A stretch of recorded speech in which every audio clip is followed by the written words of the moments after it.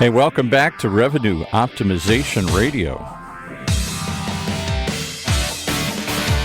It's the one show that takes a look at, well, how to optimize your revenue. Hosted by Patrick Morrissey, CMO of Altify. Revenue Optimization Radio is brought to you by those good folks. So why hold back? Let's have them tell you more right now. Hi, friends. Welcome again to another edition of Revenue Optimization Radio. If you're a fan or a friend or a follower of the show on iTunes or on iHeartRadio or Spotify, wherever you get it, thanks so much, and we appreciate all your reviews. And if you're a friend and listener, you would have heard the topic of empathy come up multiple times from senior salespeople and sales leaders in terms of what does good in selling look like? And I'm excited to welcome Maria Ross, who is the founder of Red Slice. And maybe as importantly for this discussion, she is a multi-time author. She's a speaker. She's been published in Forbes and lots of places you would have read about. But she's also just published a new book called The Empathy Edge. Maria, welcome to the program. Thanks for having me. I'm excited.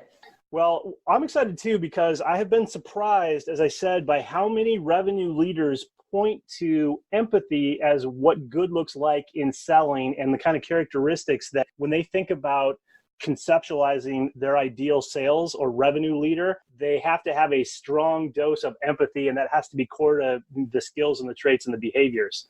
Having said that, I find that that's much easier in theory than it is in practice. So I want to get into a little bit of the details about the book, but before we get too far ahead of ourselves and too far into the book, give us a little bit of background on you and what you've done in terms of your professional career. So I've been in marketing and branding for 25 years now. And recently, well, in the last 11 years, I've been working on brand strategy with entrepreneurs and fast growth companies and helping them tell a compelling brand story to connect with their customers. And ironically, the topic of empathy has come up over and over again in those conversations because it's about how we want to be seen, right? We want to be seen as approachable. We want to be seen as innovative, whatever, insert whatever brand attribute du jour. And in recent years, empathetic's been coming up a lot. And in some cases for clients, it's true and they walk the talk. In other cases, you're like, I don't know, that's really something you can claim. And so I wanted to write a book about how do we better embrace empathy, but more importantly, what are the business benefits that come with that? Because when you get in a conversation about soft skills, it inevitably leads to, but how does this drive revenue? Exactly. So I wanted to write a book that pulled together all of the research and the data and the case studies that made the case that said empathy is not just something nice for society, it's good for business. And I spent 3 years researching it, interviewing people, gathering case studies, and it's just phenomenal the impact on the bottom line that this seemingly soft skill has.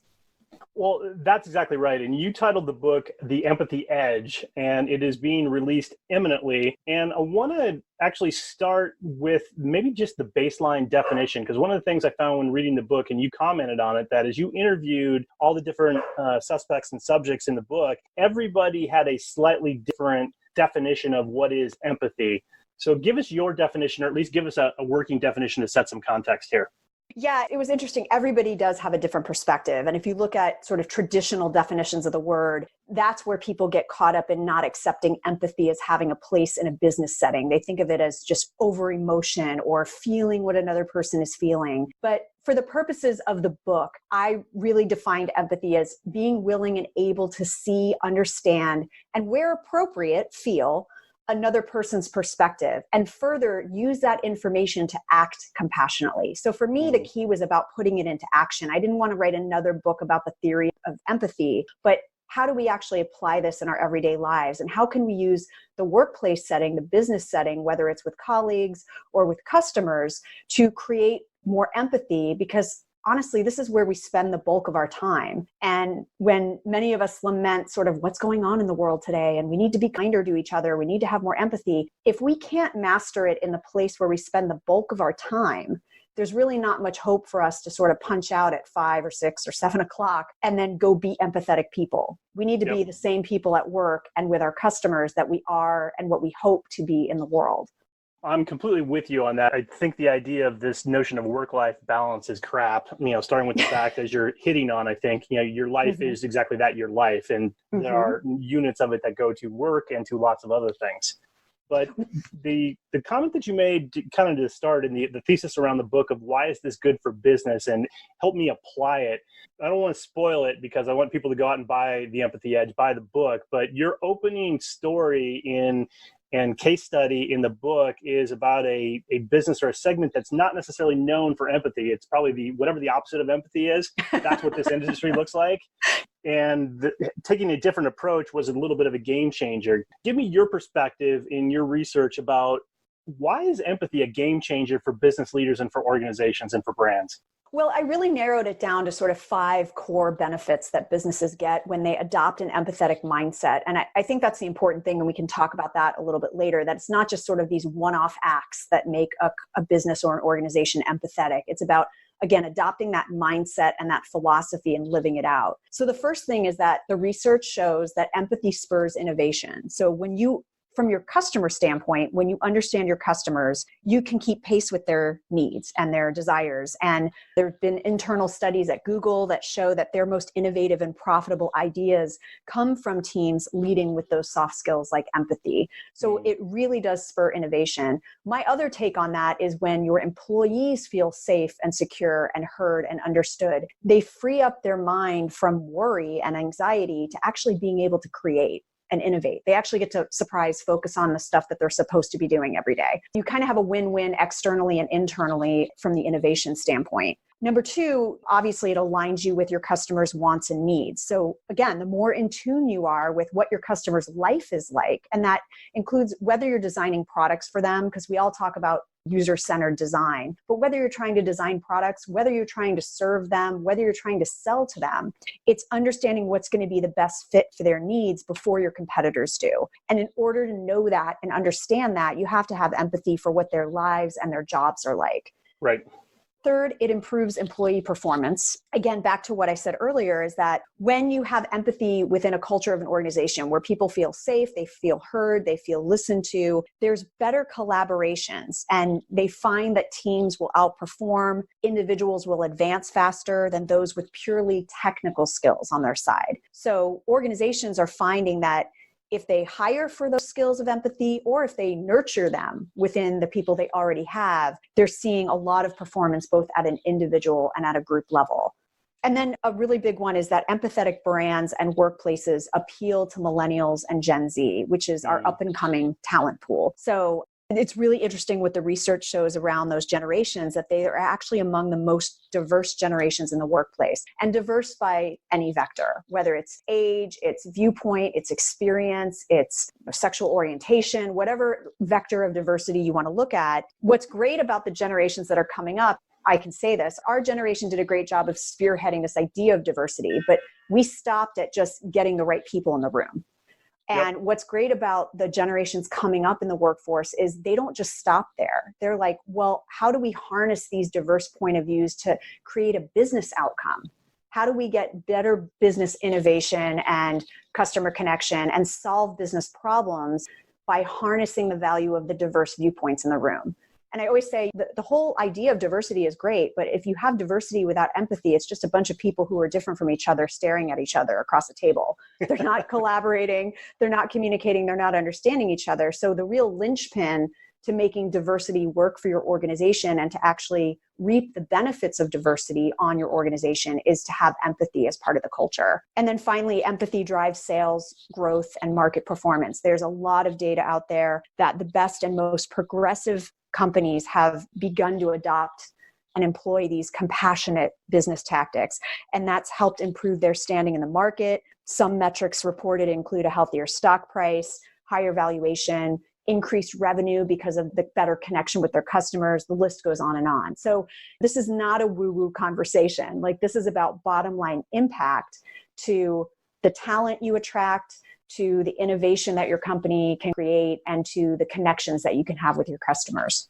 That's exciting because you hit on all the major vectors that really get to the heart of a healthy, growing, stable organization. Give me the flip side of the coin. What's the biggest misconception, or what do people miss about this idea of empathy? If it's all about results and it's all about innovation and people and performance and there's lots of goodness here, where does this go wrong? Well, this is exactly why I wrote the book, is for those people, is for those skeptics out there. Well, number one, they feel that the soft skills are a distraction from the core business. That's the people stuff. Let HR handle that, right? That whole viewpoint of like, we've just got to worry about the next quarter's sales number and how to achieve it, when the key to achieving it is to address the culture and the soft skills and nurture that within the people in the organization, and especially within the leadership. So I think that's one big misconception, is that there's no time for dealing with that. We're dealing with the real stuff of generating revenue, and we don't have time to think about how our people feel or if they feel safe. Your people are your biggest asset. And that sounds trite, but there's no such thing as a company. I remember interviewing Jay Baer, marketing expert Jay Baer, for this book. And he talked about the fact that he doesn't even think a brand can be empathetic, because a brand is just a collection of people. And so really, if your people are not exhibiting empathy, if they don't feel like they're in an empathetic environment where they feel heard and understood, they're not going to do their best work. And it's their work that builds the success of the organization. So that's one big misconception. I think the other big one that I tried to tackle in the book is that you kind of get met with this, arms crossed of, well, this is just about giving whiny people what they want. And, listening to the complainers. And the thing is, let's not confuse empathy with acquiescence. So acquiescence is poor leadership. If you're just giving people what they want to shut them up, then you're not moving the business forward, and you're not being a good leader. Empathy is about understanding other perspectives, bringing those to bear on the decisions that you make. But then sometimes you have to make decisions that people don't want. But if you do it in an empathetic fashion, if people at least felt heard, if they have an understanding when you explain the decision of how it impacts them, if you're seeing the world through their eyes and delivering the message in a way that they can accept it, it's going to be better received. People are going to be more willing to go along with it, even if it's something they didn't want. One of the most empathetic decisions that leaders can make sometimes is to let someone go who's not right for the role. Yep. And that means, how are you delivering that message? How are you helping them through that transition? Again, not the outcome that person may have quote unquote wanted in the beginning, but it'll be much better received. It'll be much more productive and not as disruptive to the organization if you're able to couch it in an empathetic point of view and make your decisions based on considering empathy as a way to gather your data when you're making those decisions. So I think those are the two biggest misconceptions, that we don't have time for the soft skills, and we're not going to give people just what they want. Yeah, it's funny because I just did a podcast with Broadwin, Sally, and Benny about this, and communication oftentimes gets grouped into those soft skills. Mm-hmm. But even if I might be a strong communicator, if I'm not doing it with empathy, it breaks down. And again, it's this bucket of nice to haves that a lot of us have never gotten trained on, or there hasn't been mindful intention and reinforcement in the organization that makes this a skill and a muscle that everyone can build. Yeah. And I mean, you can think about in your own experiences of how many times have you been pissed off by a customer service rep because they were giving you an answer that you didn't want. And all of a sudden their manager or somebody gets on the line and they're delivering the same information and the same decision. And somehow it calms you down. Somehow you're okay with it, right? It's the exact same decision, the exact same outcome you're getting. But now you don't feel as resentful about the brand or about the company because you're getting a better explanation of somebody going, I hear you. And wow, that must really suck that was your experience. And we're really sorry that happened. However, this is our policy. But what we can do for you is X. And somehow, again, the same exact outcome, but you leave with a different impression of the brand. Mm-hmm. That's a great example. So give me another example from the book or something that sticks out in terms of when you think about empathy in action and how it changes the game in terms of the relationship and the customer. Give me an example of what good looks like. There was a lot of examples I gathered for the book, but the one that really stands out for me is a story that, again, Jay Baer shared with me. He's a frequent flyer. He's a keynote speaker. He's traveling all the time. And he talked about, well, we were specifically talking about this idea of, can you hire for empathy, right? Is it something you can screen for in your sales reps or your customer service reps? And in some ways you can, but in other ways you can't, because really what it comes down to is situational fluency. And can somebody be empathetic in the moment? You can't predict that. You can't test for that, right? And so he was flying to Australia with his wife, and they were making a connection, and they were on Delta, and he often flies Delta for business. So he's like gold, platinum, medallion, whatever their highest level of travel rewards is. But his wife is not. So they're about to board, and they're boarding first or nearly first, and the gate agent scans his boarding pass and looks into the little box and says, "Thank you, Mr. Bear, for being a Diamond member. We appreciate your loyalty." And then he looks at his wife's boarding pass and realizes that she has no status at all. She's barely whatever the middle level is, if that. And in that moment, the rep does a mental calculation of what's going on here. Like, what is this scenario? He looks his wife in the eye and says, Mrs. Bear, I'd like to thank you for all you do to allow your husband to spend time on our airline. And it was a game changer. And that's something you can't teach. You can't script that in a customer service script. You have to hire people who can think on their feet and connect the dots. And that experience endeared Delta to their family to this day. So the action of that one person, just as easy as it is to turn off a customer for life with the action of one person, you can cement the loyalty of a customer for life with the action of one person. And it's about hiring those people who can think on their feet, think in the situation, and adapt accordingly. And there's nothing more empathetic than that. I mean, you can imagine being the spouse of someone who travels a lot, what that must feel like to feel unseen, right? And so in that moment, his wife was seen and heard. That is a great example of empathy in action, and that's probably a good place for us to pause. We'll take a quick commercial break, pay the bills, and be right back with Maria Ross, author of The Empathy Edge.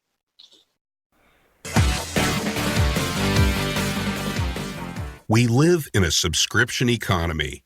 You're only as successful as your customers, and that requires a mindset shift from what's our strategy for the customer to what's our customer's strategy and how can we help. Focusing on your customers' needs and providing value in every interaction is critical to building long-term relationships and sustained sales success. The challenge for most sales leaders and their teams is their sales process doesn't match how customers buy in today's digital world. Sustained growth and sales execution are impossible because the revenue team isn't aligned with consistent process and methodology to understand their customers' people and their problems. Altify's customer revenue optimization solutions activates the entire revenue team with a combination of strategy, methodology, and applications to help companies deliver more value to their customers. The result is increased sales velocity, improved win rates, and increased customer satisfaction. With a CRO strategy, now you can effectively collaborate across the entire revenue team to win new business and unlock more cross-sell and upsell opportunities. Built natively on the Salesforce platform, Altify helps revenue leaders and their teams achieve sustained revenue growth and sales success. Visit Altify.com today to see how they help accelerate sales performance for some of the world's best sales teams, including Autodesk, Comcast, GE, Honeywell, Salesforce, Tableau, and United Health Group.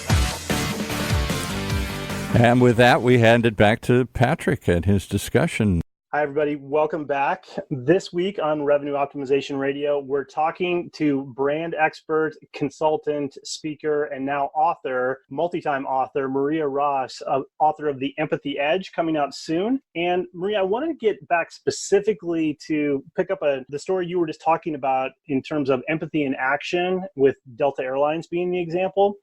I've been surprised since I started this podcast how many times empathy comes up from senior executives and sales leaders as a core trait in sales. And you've talked about empathy and how do you make it actionable. You gave us a little bit of perspective in terms of how do you start to bring that mindset to life and why it matters. But give me your perspective specifically in terms of the criticality of empathy for sales leaders or even for a first-line salesperson. And why is it important and how do I work on it?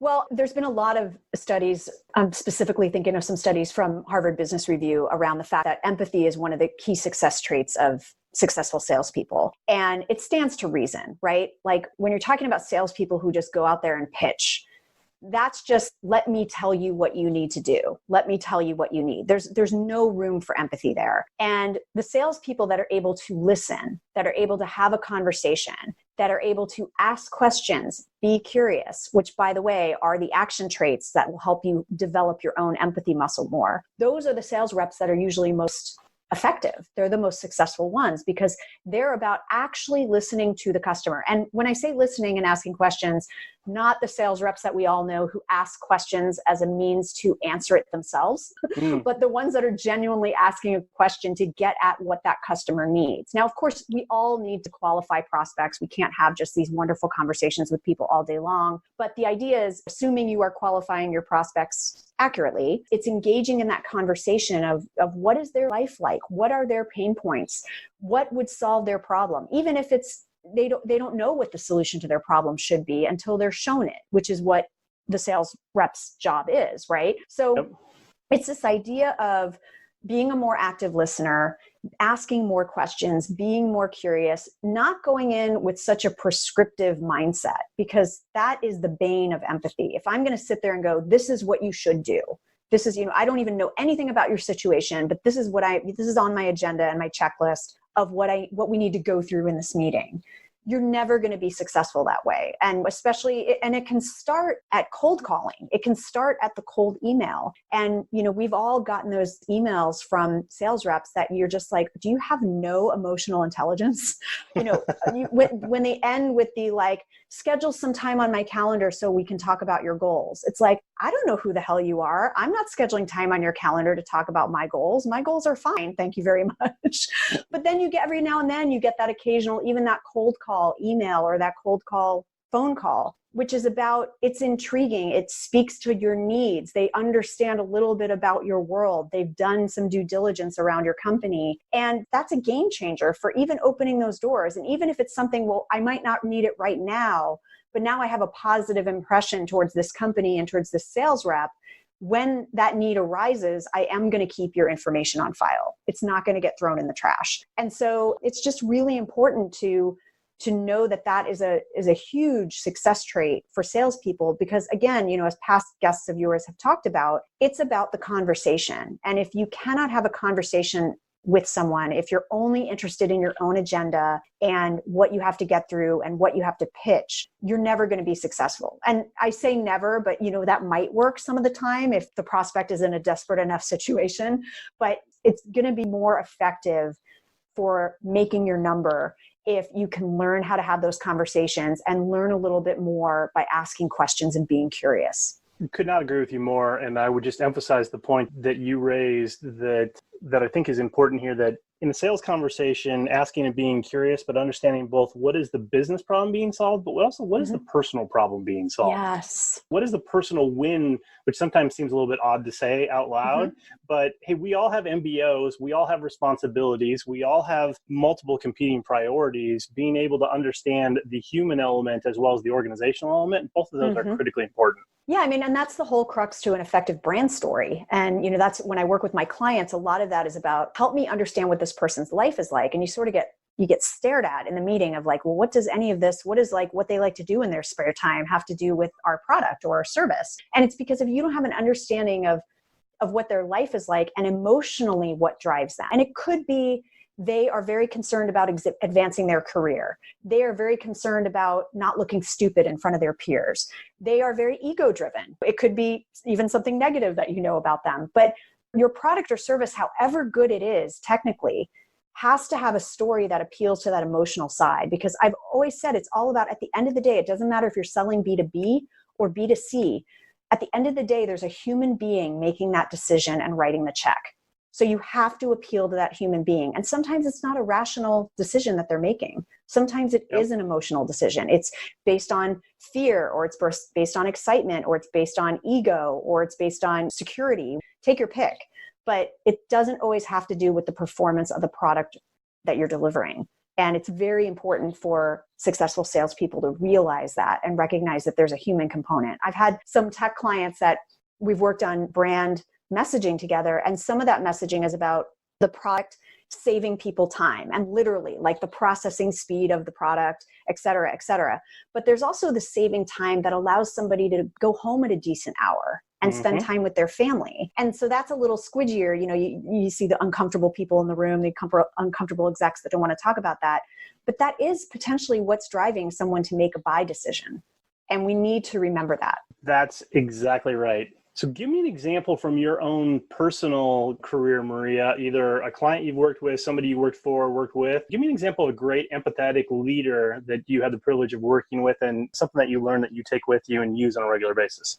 Oh my gosh, I just told, so there's an old VP of mine from many, many years ago that I just recently told I was thinking about him when I was writing parts of the book, and he was so touched by it. But I, as many of us did, I worked through the .com boom and bust in Silicon Valley. And I went through sort of a little merry-go-round of them hiring marketing departments and then laying off the entire marketing department, sometimes in 5 months. And right. So in one situation, I was working with a company that I really enjoyed working with. I was there about 5 or 6 months, and we were merging with another company. And I was planning as the director of marketing, I was planning all the merger communication and how we were going to communicate with employees, turned into my plan. And then my VP takes me out for coffee, and he has tears in his eyes. And he's saying, we have to lay off the entire marketing team. We're actually taking on the marketing team from the company that we're merging with. And from a business perspective, I got it because those people were way more experienced in the industry than our team. Yep. But I will never forget how he made me feel. Like he was delivering a decision I didn't like, that I didn't agree with. All of a sudden I found myself out of a job. And he did it with such compassion and such understanding and such like, tell me what you need. Do you need help with references? I'm going to give you some contact. He completely put himself in my position, so much so that he did have tears in his eyes. And I was sort of like, are you going to be okay? And this is a very successful leader. This is not a leader who has been unsuccessful because he's emotional. He has been very, very successful in his career. And I believe it's because of his people skills and his ability to relate to his team and be empathetic, even when he's making a decision that people won't like.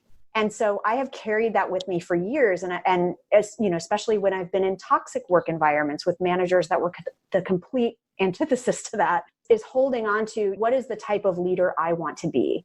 And I want to be a leader that connects with my team. And, he got so much productivity out of his teams because of the way that he managed them. So I think that's an important lesson for everyone, is that it's okay to be emotional. It's okay to show compassion. It doesn't mean you're soft. I'm trying to get rid of this paradigm that means you can't be competitive. I think you can be competitive and compassionate at the same time. And I've seen leaders that have done it. So this whole paradigm of like, we have to compare everything we do to war and take no prisoners. And, I just saw a post on LinkedIn the other day that was somebody's sales kickoff speech. And I was disgusted by it because it's like, hey, we're selling software. We're not risking our lives going to war. Like, it's okay. Yep. Everybody just needs to calm down.